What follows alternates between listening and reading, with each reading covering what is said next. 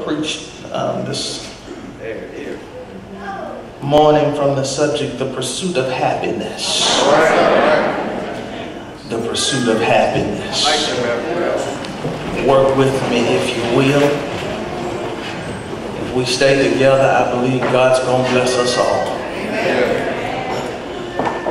My brothers and my sisters, today as we embrace one another in this worship experience, I am thoroughly aware of the plight and the peril of modern day man. I know and understand full well the difficulty, the stress, the strain, the struggle that you and I sometimes have in this crazy world. Seemingly, the more we get things together, the more other things fall apart. So much so that in the words of a familiar song, if it ain't one thing, it is another. And it becomes the ambition, the life's work of man to pursue that happy place in the world. Frankie Beverly would say it this way: happy feelings in the air. And I don't have a problem with us understanding that there is something that goes with being happy in life. I think, my brothers and sisters, if the truth be told, if we were to be serious enough in this matter, that all of us want to have that place that Tellis Chapman says, our own personal euphoria. That place in the world where we get that warm and fuzzy feeling, that place in the world where we know that all is well, that everything is gravy, baby, that all is good, that place in the world where we know that there is sunshine on a cloudy day. But the truth of the matter is, the more we pursue happiness, sometimes in this life, the harder happiness is to catch. And it really reminds me of the movie that I watched just recently for maybe the 4th or 5th time. I've lost count of how many times I've watched this movie and read the book, The Pursuit of Happiness. You do know the story, don't you? The story of Chris Gardner that is played in the movie by Will Smith. It is the story of a brother who's going through some difficult times. He's having a rough time sustaining he and his family, and there is a particular scene in the movie that really grabs my attention. It's a scene in the early moments of the movie where this camera is panoramically viewing the faces of people who are walking in this financial district, and they're smiling, they're hopping, they're skipping, there's a little bit of joy in their life, and finally a man in a red Porsche, I mean this thing is laid, swings into the parking space and hops out, closes the door, and it's at that time that Will Smith playing Chris Gardner engages this Caucasian brother in conversation and says to him these words: what do you do and how do you do it?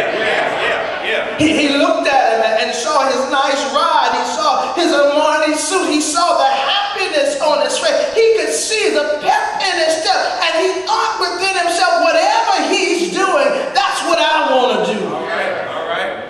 He wanted to pursue a track, a path that would lead him to the place of a happy feeling. That's not unlike many of us today. For the truth be told, many of the people who've fallen into sad and southern states in our city, in our country, in our nation, they're not bad people, they're just looking for happiness. See, if I can paint the picture, make it plain, draw it to you, so you'll understand that brother who finds himself on the corner, who's selling drugs, he's not always a bad fella, he's just looking for a little happiness.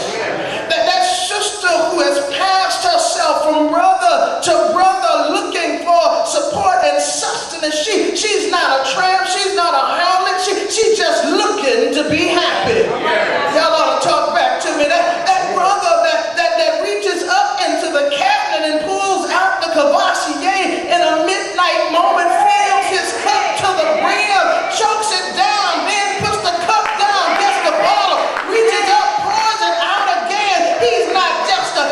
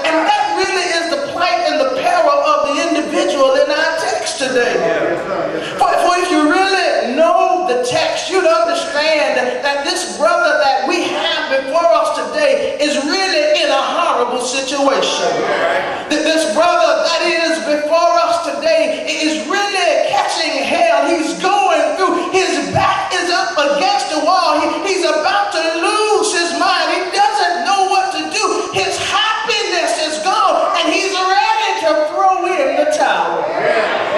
Can we examine him today? Because really, when we look at him, there's really a lot of him in all of us. People in this room right now who dealt with difficult circumstances, who dealt with distress, and who dealt with being dismayed. And really, all you want in life is to be happy. So I see you asking the question right now, what do you do? And how do you do it? What do you do when your life is going crazy? What do you do when you're about to lose your mind? Can we look at this boy real quick? Can we just look at his plight and his prayer? When you look at him, you can really understand that. First of all, if you're looking at him just from an introductory look, you'll understand that he's lost his friends. The text clearly states that in verses 1 through 7 that nobody's with him. Not just that, he's lost his future. He has no real hope. Not just that, he's lost his foundation. He has no hope, but not only that, he has nothing to hold on to. And in spite of all of that, he's now lost his faith.